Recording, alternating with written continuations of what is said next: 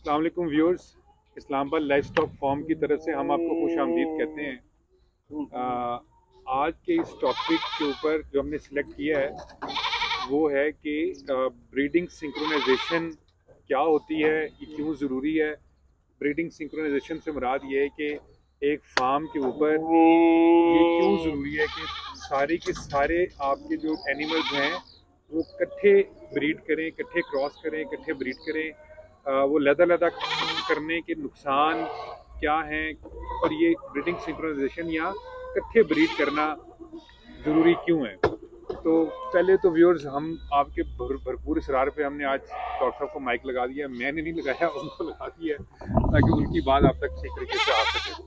दूसरा व्यूअर्स, इससे पहले कि हम आगे जाएं, इसके ऊपर शुरू करें, एक रिक्वेस्ट थी आप लोगों से कि काफ़ी आप लोगों की शिकायत मिली है कि हम आपका फ़ोन नहीं उठा पाते। तो रिक्वेस्ट ये है कि अगर आप व्हाट्सएप के ऊपर वॉइस मैसेज कर दें तो भरपूर कोशिश हम करेंगे कि हम आपके वॉइस मैसेज का जवाब दे दें, या टेक्स्ट मैसेज का भी जवाब दे दें। वो जवाब हो सकता है थोड़ा आगे पीछे हो जाए, थोड़ा लेट आए, लेकिन आ जाएगा, उम्मीद है कि आ जाएगा।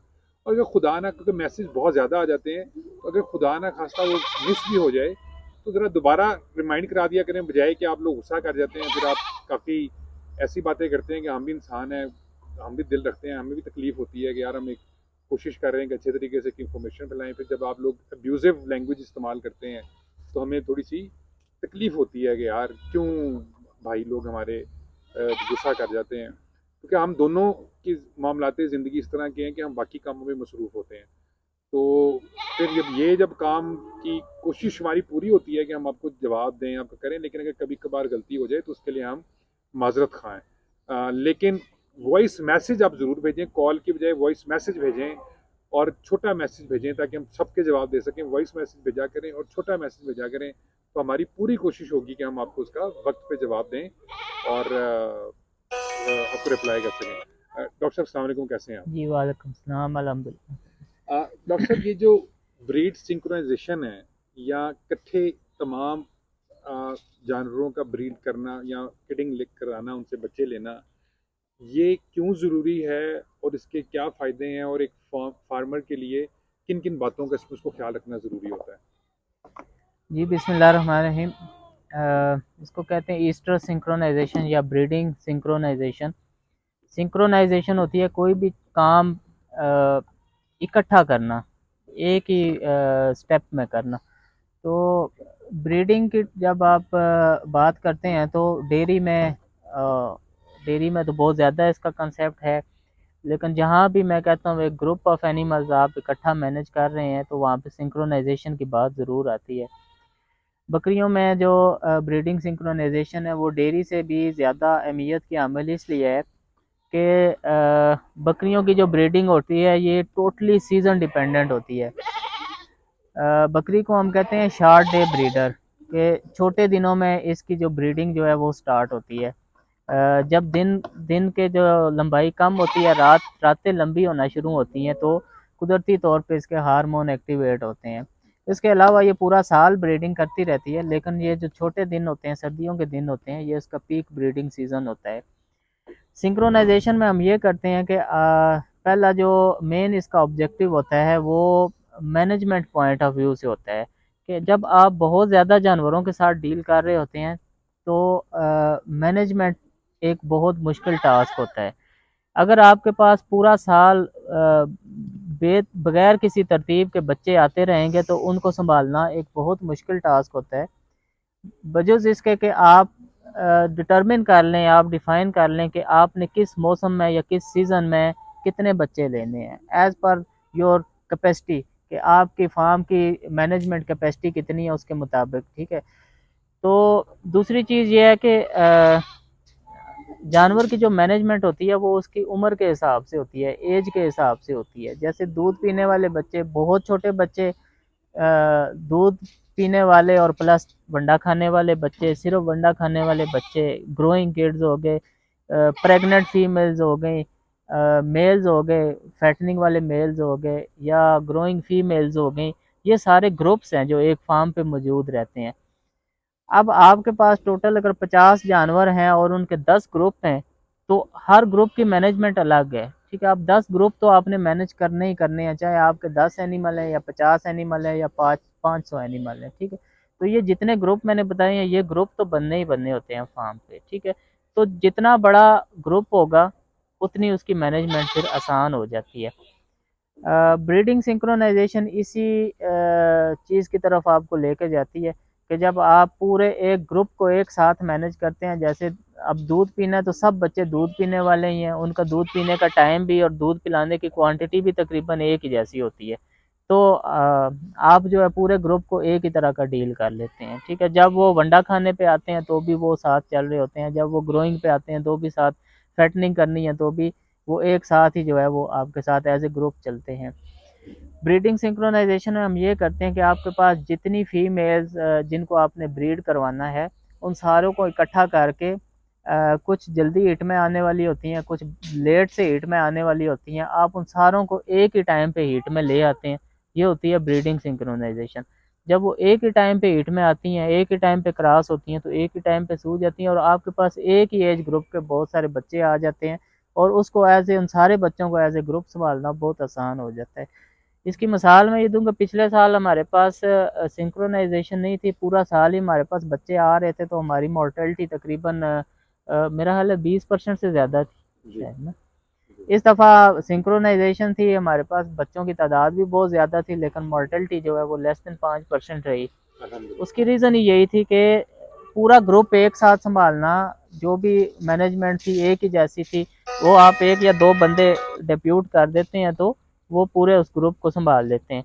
लेकिन 5 बच्चे जो हैं वो 1 हफ्ते के हों, 10 बच्चे जो हैं वो 4 हफ्ते के हों, 5 बच्चे फिर आपके जो हैं वो हों 2 महीने के, तो सबकी मैनेजमेंट अलग है। वो जो फिर आपकी फार्म की लेबर है या जो बंदा जो बच्चे संभालता है वो खप जाता है, ठीक है। फिर उससे मिसटेक्स होती हैं, कोई चीज़ें वो करता है, कोई मिस हो जाती हैं, ठीक है। तो वहाँ से फिर मोर्टेलिटी और मिस मैनेजमेंट आती है। तो इस दफ़ा पूरा एक ही एज ग्रुप था अल्हम्दुलिल्लाह, उसमें सिर्फ 15 से 20 दिन का डिफरेंस था, तो हम उनको एक ही साथ लेके चले हैं। तो बहुत ज़्यादा जो है ना, हालांकि बच्चे ज़्यादा थे लेकिन हमें उतनी मुश्किलात का सामना नहीं करना पड़ा। तो अब हमने ये असूल बना लिया अपने फार्म पे। अभी जितनी हमारे पास फीमेल्स हैं उनको सारों को हमने इकट्ठा किया है। जो पहले हीट में आ रही थी हम नहीं क्रॉस करवा रहे थे, कुछ को हमने 15-20 दिन महीना डिले किया है, ठीक है। कुछ जानवर जो अभी हीट में नहीं आ रहे थे उनको हम किसी तरीके से कोशिश करके जल्दी हीट में लेके आ रहे हैं, ठीक है। लेकिन हम क्या करते हैं, कुछ अगले कुछ पिछले जानवर मिला के जितना बड़ा ग्रुप हम बना सकते थे वो बना के उनको हमने सिंक्रोनाइज किया, इकट्ठा एक साथ ब्रीड किया है। अब हमारे पास इंशाल्लाह अभी जो ब्रीड आने वाली है ये राउंड अबाउट कोई 60 फीमेल्स की इकट्ठी जो है वो आ रही है। तो अल्हम्दुलिल्लाह अभी काफ़ी बड़ा ब्रीडिंग ग्रुप हमारे पास सिंक्रोनाइज हो गया। एक दफ़ा सिंक्रोनाइज हो गया, अब ये सिंक्रोनाइज ही चलता रहेगा हमारे पास। मैं आऊँगा अब दूसरी तरफ के सिंक्रोनाइज करते कैसे हैं, इसके तरीक़ाकार क्या है। दो तरीके हैं, एक तो इसका मसनूई तरीका है, एक इसका कुदरती तरीका है। कुदरती तरीके में ये है कि एक तो ये कि आप बकरियां क्रॉस ना करवाएं, उनमें मेल ना छोड़ें, उनको इकट्ठा करते जाएं। जो ही ब्रीडिंग सीजन स्टार्ट होगा आप उसके अंदर मेल इंट्रोड्यूस करें तो क्या होता है, दो चीज़ें उस ब्रीडिंग को एक्टिवेट करती हैं। एक जो मेल उसके अंदर आता है वो एक्टिवेट करता है ब्रीडिंग को, दूसरा जो सीजन स्टार्ट होता है ब्रीडिंग का मतलब दिन छोटे होते हैं तो वो चीज़ उसको एक्टिवेट करती है। ये दोनों चीज़ें जब कुदरती तौर पे एक्टिवेट करती हैं तो जानवर आपके 15 से 20 दिन में सारे हीट में आते हैं, क्रॉस हो जाते हैं। हमने अभी तक जो यहाँ पे फार्म पे सिंक्रोनाइजेशन किया वो कुदरती तरीके से ही की है, मसनूई तरीके से अभी तक नहीं की। और अल्हम्दुलिल्लाह ये 60 बकरियों का ग्रुप हमारा नेचुरल तरीके से सिंक्रोनाइज हुआ है कि हमने सीज़न का ख्याल रखा, ठीक है। जानवरों को इकट्ठा किया, उसमें मेल इंट्रोड्यूस किए, मेल को फिर हम रोटेट किया। बाज़ दफ़ा क्या होता है, एक मेल से नहीं जानवर हीट में आ रहे थे, दूसरा डाला, फिर 2 मेल इकट्ठे डाले, 3 मेल इकट्ठे डाले, मेल को अदली बदली करके डाला। ये सारे टिप्स करते रहे तो इससे भी काफ़ी हमें रिजल्ट मिला कि बाज़ दफ़ा क्या होता था कुछ जानवर नहीं क्रॉस हो रहे, जो ही मेल हम चेंज करते थे 1-2 दिनों में वो क्रॉस हो जाते थे। वल्लाह आलम इसके पीछे साइंसी रीज़न क्या है, लेकिन ये प्रैक्टिकल एक्सपीरियंस यही था कि जो बकरियां एक मेल से नहीं आ रही थी हीट में वो दूसरे से स्टिमुलेट हो गई। मसनूई तरीक़ाकार भी इसके अवेलेबल हैं ब्रीडिंग सिंक्रोनाइजेशन के। उसमें जो कुछ हार्मोन होते हैं जो ब्रीडिंग से मुतल्लिका होते हैं, वो हम यूज़ करते हैं। उनकी एक प्रॉपर रिजीम होती है, एक तरीकाकार होता है। उसमें से 1 से 2 मैं आज डिस्कस करता हूँ।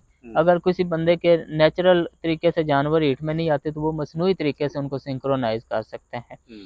उसमें एक इंजेक्शन आता है, उसको हम कहते हैं प्रोस्टाग्लैंडिन, PGF2 अल्फा, साइक्लोमेट, डेल्माजीन और इस तरह के नामों से आता है।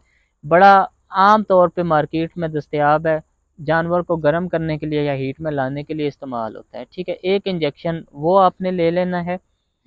एक रिजीम है, उसमें सिर्फ ये एक इंजेक्शन इस्तेमाल होता है। उसका इस्तेमाल का तरीका ये होता है कि आपने जितनी फीमेल्स को ब्रीड करवाना होता है, आप उन सारों को एक ही दिन वो इंजेक्शन लगाते हैं।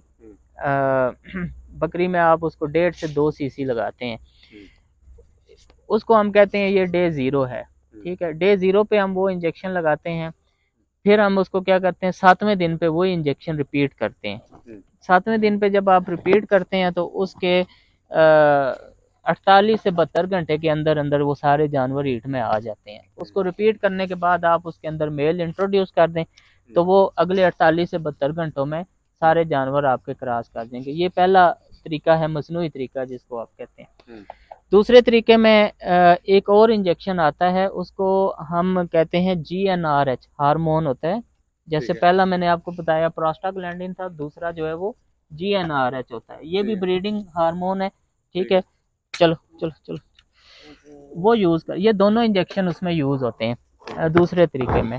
तो उसमें क्या करते हैं, डे 0 पे आप GnRH लगाते हैं, फिर 72 घंटे बाद प्रोस्टाग्लैंडिन लगाते हैं और 9वें दिन पे दोबारा GnRH लगा के तो आप जानवरों में मेल इंट्रोड्यूस करते हैं। अगले 24 से 48 घंटों में आपके सारे जानवर क्रॉस हो जाते हैं।